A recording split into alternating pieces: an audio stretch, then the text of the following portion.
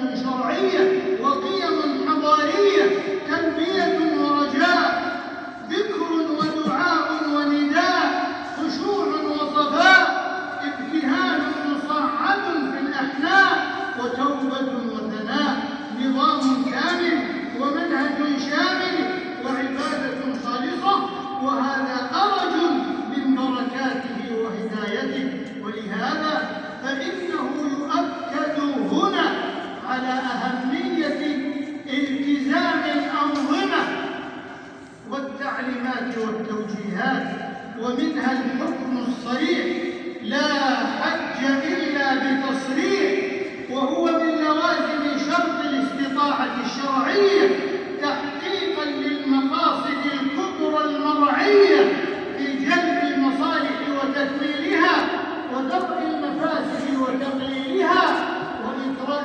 تجربة القاصدين والزائرين الدينية والقيمية. يجب تعاون المواطنين والمقيمين والمسلمين جميعا مع رجال الأمن في هذا الجانب الأمني المهم. عباد الله، حجاج بيت الله، ومما يذكرنا به هذا التجمع الإسلامي العظيم ضرورة الوحدة الإسلامية والاعتصام لمواجهة المخاطر والتحديات، خاصة مآسي إخواننا المستضعفين وأحبتنا المكلومين في فلسطين العزيزة والمسجد الأقصى المبارك. فلا تنسوهم من دعواتكم، وابتهلوا إلى الله أن يكشف عنهم ما نزل بهم، وأن ينصرهم على عدوه وعدوهم.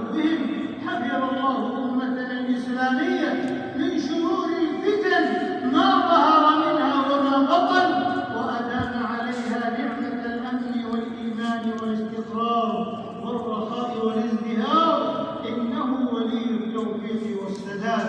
هذا، وصلوا وسلموا رحمكم الله على النبي الكريم كما أمركم بذلك ربكم رب العالمين.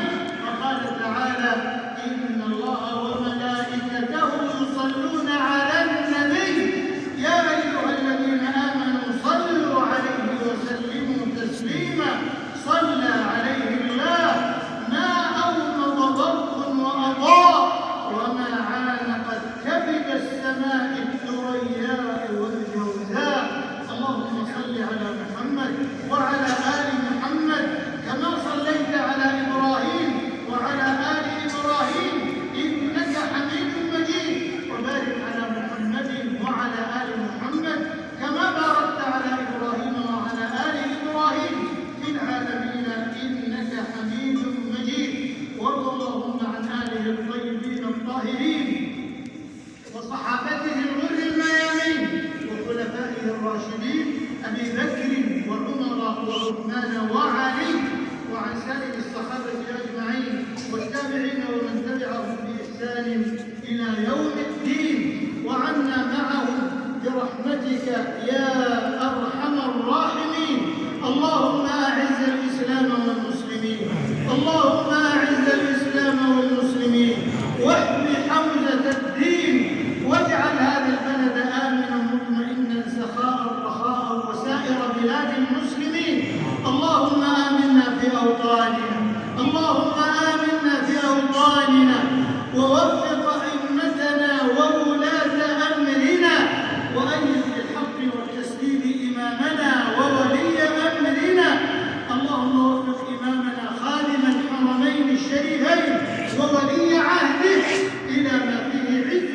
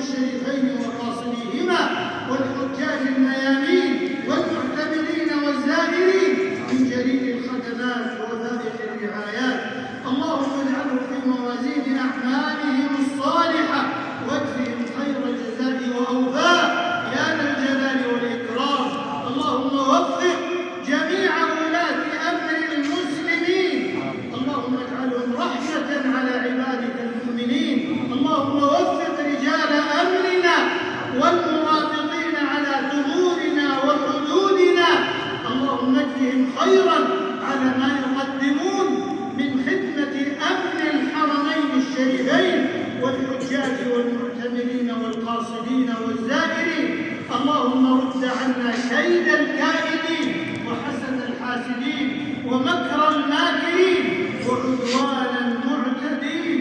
اللهم لا يهزم جندك، اللهم لا يهزم جندك ولا يخلف وعدك. أنجِ المستضعفين من المسلمين في كل مكان. اللهم انصر إخواننا في فلسطين واحفظ المسجد الأقصى شامخا عزيزا إلى يوم الدين. اللهم دمر أعداءهم من الصهاينة المعتدين المحتلين الغاصبين. اللهم شتت شملهم وفرق جمعهم واجعلهم عبرة للمعتدلين. اللهم إنه قد طال ليل البلاء على إخواننا المستضعفين. اللهم بشرهم بصباح تكشف فيه كروبهم وتذهب همومهم وغمومهم. اللهم ارحم ضعفهم واجبر كسرهم وتول أمرهم وانصرهم على عدوك وعدوهم. اللهم إنهم حفاة فاحملهم وجياع فاطعمهم وعراة فاكسهم ومظلومون فانصرهم يا ناصر المستضعفين ويا غياث المستغيثين. اللهم احفظ الحجاج والزائرين والقاصدين ووفقهم لأداء مناسكهم بأمن وأمان وسلامة واطمئنان، واجعل حجهم مبرورا وسعيهم مشكورا وذنبهم مغفورا، وأعدهم إلى بلادهم سالمين غانمين مأجورين غير مأجورين. ومن أرادهم بسوء فرد كيده في نحره واجعل تدبيره تدميرا عليه يا سميع الدعاء. اللهم فرج هم المهمومين ونفس كرب المكروبين واقض الدين عن المدينين واشف مرضانا ومرضى المسلمين وارحم موتانا وموتى المسلمين برحمتك يا ارحم الراحمين. ربنا آتنا في الدنيا حسنة وفي الآخرة حسنة وقنا عذاب النار. ربنا تقبل منا إنك أنت السميع العليم وتب علينا إنك أنت التواب الرحيم، واغفر لنا ولوالدينا ووالديهم وجميع المسلمين والمسلمات الأحياء منهم والأموات إنك سميع قريب مجيب الدعوات.